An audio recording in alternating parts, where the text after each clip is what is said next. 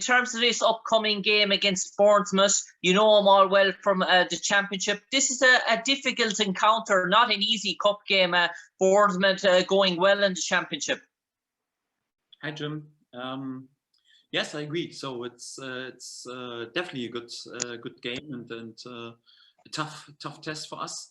Bournemouth, they've themselves played several years in a row on Premier League level. It was a bit surprising that 2 years ago they were relegated and had also good chances to promote back straight away to the Premier League last season.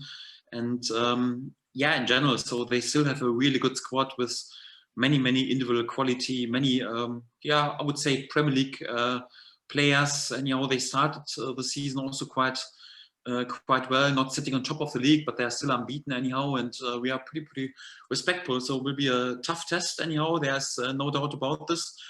But nevertheless, we want to go into the next round.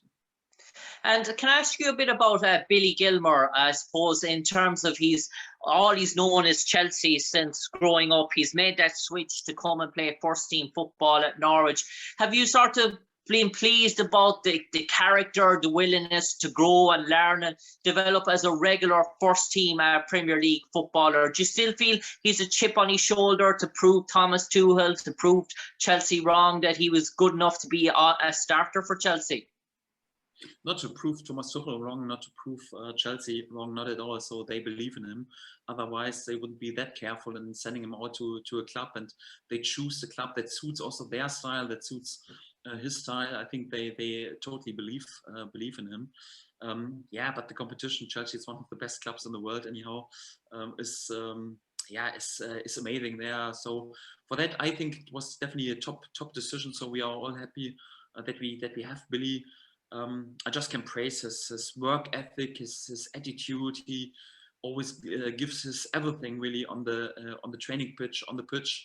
I'm pretty pleased also what he's shown so far, after also a bit difficult preseason for him because he came pretty late after the Euros, and he had also the COVID situation anyhow, and I can just praise his character. And I'm a bit reminded to Oliver Skip. Of course, they are different players and with different skills anyhow, but it was also a bit the beginning. In the beginning with Oliver in the first games, he showed some solid performances, but also with some